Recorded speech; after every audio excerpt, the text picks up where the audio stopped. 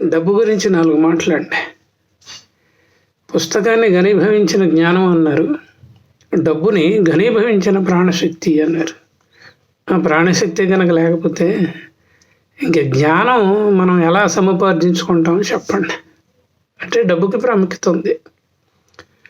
చాలామంది చెప్తూ ఉంటారు ఈ లౌకిక ప్రపంచంలో, అంటే ఈ మెటీరియలిస్టిక్ వరల్డ్లో ఏం చెప్తుంటారంటే, ఇది మరీ అన్యాయంగా ఉంది, మనుషుల్ని ప్రేమించడం మానేసి వస్తువుల్ని ప్రేమిస్తున్నారు అని చెప్పేసి. వాళ్ళ ఆవేదనలో అర్థం ఉందనుకోండి, మనం కాదనడానికి వీల్లేదు. కానీ దాంట్లో ఉన్న వాస్తవాన్ని కూడా మనం గమనించాలి కదా. టైంకి ఉండరు, మనకి పిల్లలు ఉండరు, భార్య ఉండదు, భర్త ఉండదు, ఏదో సమస్య వస్తుంది. అటువంటిప్పుడు ఆ ఉన్న ఒక వెహికల్ చెడిపోయింది అనుకోండి, అప్పుడు దాని ఇంపార్టెన్స్ తెలుస్తుంది కదా మనకి. కాబట్టి వస్తువులను కూడాను ప్రేమించాలండి, అలాగే మనుషులను కూడా ప్రేమించాలి. ఎవరిని ఏ స్థాయిలో ప్రేమించాలో ఆ స్థాయిలోనే ప్రేమించాలి. లేకపోతే రెండింటికి మనం దూరం అయిపోతాం అన్నమాట. అంటే ఇవాళ నువ్వు నీడ పట్టున ఉన్నావు అంటే ఎప్పుడో ఒకప్పుడు ఈ పెరిగిన చెట్టు యొక్క విత్తనాన్ని నాటామనే కదా అర్థం కదా. అలాగే డబ్బు గురించి ఒక పెద్ద మనిషి అన్నాడు. అంటే ఏంటంటే బాగా నష్టపోయినవాడు, అంటే డబ్బుని విపరీతంగా వ్యర్థం చేసిన వ్యక్తి నుంచి వచ్చిన మాటలు అన్నమాట. ఆయన ఏమన్నాడంటే, money is not all, at best it will be useful to cry in a BMW car అన్నాడు. అంటే అత్యాశకు పోయి ఎక్కడ పడితే అక్కడ ఇన్వెస్ట్మెంట్లు చేసి ఎక్కడ పడితే అక్కడ అప్పులు తీసుకొని చివరికి ఒక స్థాయికి ఎదగాలనుకున్న ప్రయత్నంలో నీకు ఉన్నట్టుండి నష్టాలు వచ్చేస్తే నువ్వు కారుని అమ్ముకోవాల్సి వస్తుంది, ఇల్లుని అమ్ముకోవాల్సి వస్తుంది. కానీ అమ్ముకునే ముందు పరుగు పోకుండా ఉండడానికి BMW కారులోకి వెళ్ళి నల్లటి అద్దాలను పైకెత్తి తనివి తీరా ఏడ్చి బయటకు వచ్చి నవ్వడానికి మాత్రమే ఉపయోగపడుతుంది అని అన్నాడు. అంటే ఇది కొంచెం అశ్రద్ధ గల వ్యక్తి నుంచి వచ్చిన మాటలుగా మనం భావించాలండి. ఇంకొక మేధావి ఏమన్నాడంటే నాకు బాగా గుర్తుకొస్తూనే ఉంటుంది. అదేంటంటే, కరణ్ గారు డబ్బు విషయంలో నేను నా భార్యనే కాదు నా తల్లిని కూడా నమ్మనండి అన్నాడు. అంటే ఆయన అంతరార్థం ఏంటంటే, డబ్బుని కనుక మనం దాచుకోకపోతే రేపొద్దున భార్య పిల్లలనే కాదు తల్లిని కూడా ఆదుకోలేమండి. జన్మనిచ్చిన తల్లిని అది చేయరా ఇది చేయరా అని అంటూనే ఉంటారు మన మీద ఆపేక్షతో అభిమానంతో, మనం ఏదో బాగుపడాలని చెప్పేసి. కానీ మన శక్తి సామర్థ్యాలు మనకు తెలుసు కాబట్టి మనం విపరీతంగా డబ్బు సంపాదించడమో లేకపోతే ఏదో ఒకటి కనుక చేస్తే రేపొద్దున అప్పులు తీర్చలేక మనమే ఇబ్బంది పడాలి అన్న ఉద్దేశంతో అన్న మాటలండి. అంటే డబ్బు విషయంలో నేను నా భార్యనే కాదు నా తల్లిని కూడా నమ్మను అని. ఇంకొకటి ఏంటంటే, ఇక్కడ పాశ్చాత్యంలో కనుక, అంటే వెస్ట్రన్ వరల్డ్ ని కనుక జాగ్రత్తగా గమనించినట్లయితే పొదుపు చేసే తత్వం వాళ్ళలో తక్కువగా ఉంటుందండి. నేను ఎందుకు చెప్తున్నానంటే, ఈ రోజు గడిస్తే చాలు హాయిగా ఎంజాయ్ చేద్దామని వాళ్ళు ఏం చేస్తారంటే, ఆ రోజు సంపాదనలో వీలైనంత వరకు వాళ్ళు ఖర్చు పెట్టడానికి ప్రయత్నిస్తారు. అందుకనే క్రెడిట్ కార్డ్స్ అవి కూడా ఎక్కువ వాడేస్తూ ఉంటారు వాళ్ళు. కానీ క్రెడిట్ కార్డ్స్ ఇస్తామన్నా మన వాళ్ళు తీసుకోరు అన్నమాట ఎట్టి పరిస్థితుల్లో కూడా. ఎందుకంటే అది మళ్ళీ కట్టుకోలేక ఇబ్బంది పడాలి అని చెప్పేసి. ఇంకొకటి ఏంటంటే, భారతదేశపు కుటుంబ వ్యవస్థ గనక వచ్చినట్లయితే జనరల్గా మనము కుటుంబాన్ని ప్రేమిస్తాము, తల్లిదండ్రులని ప్రేమిస్తాము, అట్లాగే సహాయం చేసిన ప్రతి వ్యక్తిని కూడాను ప్రేమిస్తామండి. అందువలన ఏమవుతుందంటే, భారతీయులుగా మన బ్లడ్లోనే ఉందన్నమాట కుటుంబం గురించి ఆలోచించే తత్వం. కాబట్టి డబ్బుని ఎట్టి పరిస్థితుల్లో అయినా సరే మనం సేవ్ చేసుకోవాల్సిందే. సేవ్ చేసుకోకపోతే చాలా ఇబ్బంది పడతామండి.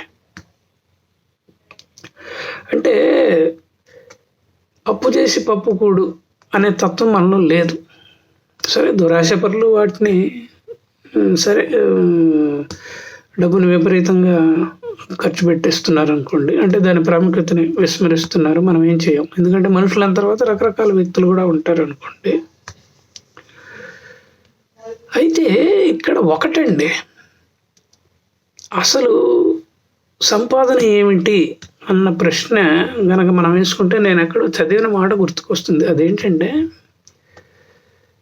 నీకు ఎంతైనా రావచ్చు డబ్బు, కానీ నువ్వు కొంత ఖర్చు పెట్టాల్సి ఉంటుంది కదా, భార్య పిల్లల కోసం, లేకపోతే కుటుంబం కోసం ఖర్చు పెట్టాల్సి ఉంటుంది కదా.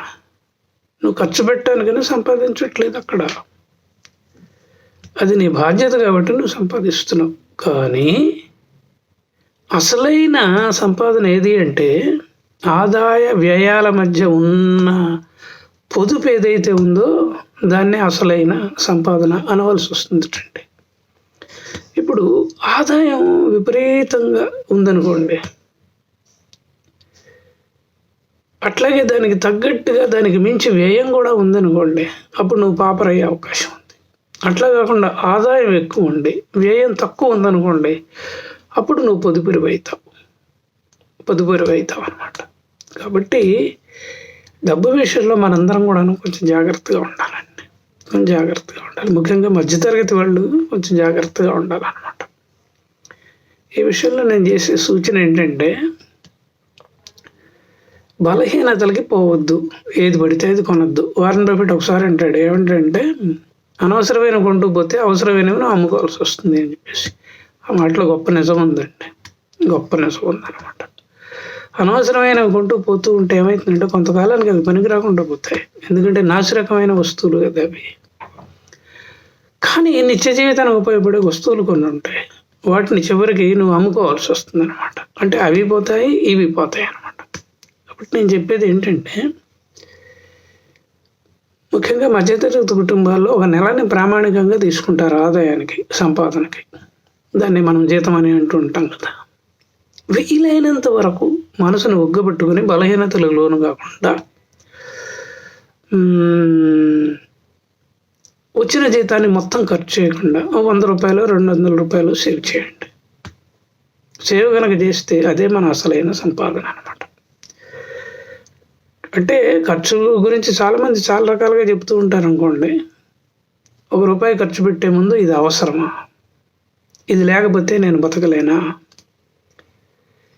ఇది కనుక ఉంటే నేను ఇప్పుడు ఉన్నదానికంటే ఇంకెక్కువ సుఖపడతానా అన్న రకరకాల ప్రశ్నలు వేసుకొని ఖర్చు పెట్టే ముందు ఆలోచించమని చెప్తూ ఉంటారు. సో అవన్నీ చెప్పడానికి బాగానే ఉంటాయి అనుకోండి, ఇబ్బంది ఏం లేదు.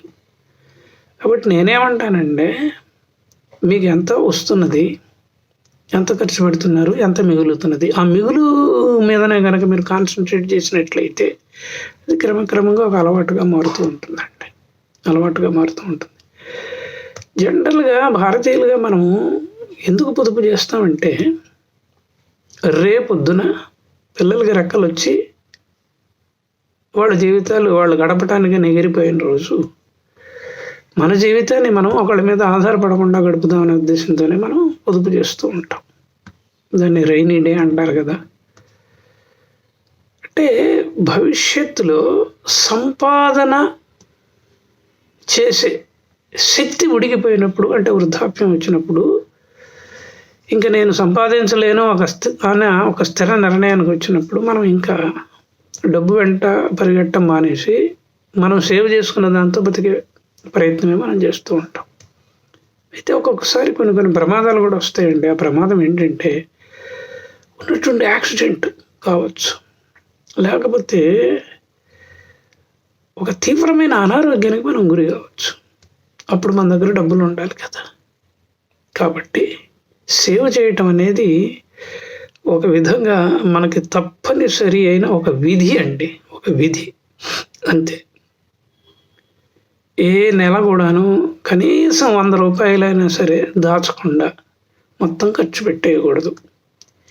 ఇలా ఈ పొదుపు ఉంది చూసారా, ఈ ఆదాయ వ్యయాల మధ్య మనం చేసే పొదుపు ఉంది చూసారా, ఈ పొదుపు పెరుగుతూ ఉండాలండి. పెరుగుతూ ఉంటే ఎప్పటికైనా అది మనకు ఉపయోగపడుతూ ఉంటుంది. ఏదో చెప్పాలని ప్రయత్నం చేస్తున్నాను, కానీ అంత ఎఫెక్టివ్గా చెప్తున్నానో లేదో నాకు తెలియదు. కాబట్టి ఒక ప్రణాళికాబద్ధంగా కనుక మనం వెళ్ళగలిగినట్లయితే 31వ తారీఖు మన చేతిలో ఎంత ఉంది, మన బ్యాంకులో ఎంత ఉంది, అది పెరిగిందా తరిగిందా కనుక చూసుకుంటే మనల్ని మనము ఆత్మవిమర్శ చేసుకున్నట్టండి డబ్బు విషయంలో. అలా కనుక చేసుకోకపోతే రేపొద్దున భార్యని ఇబ్బంది పెట్టాలి, పిల్లల్ని ఇబ్బంది పెట్టాలి, మనం కూడాను ఇబ్బంది పడాలి.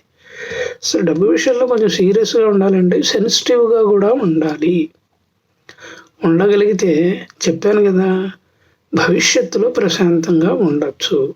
ఏదన్నా ఆపదలు వచ్చినా కూడాను తట్టుకునే ఒక ధైర్యం ఉంటుంది. సో ఇదండి నేను ఈ వీడియోలో చెప్పాలనుకున్న విషయం. విన్నందుకు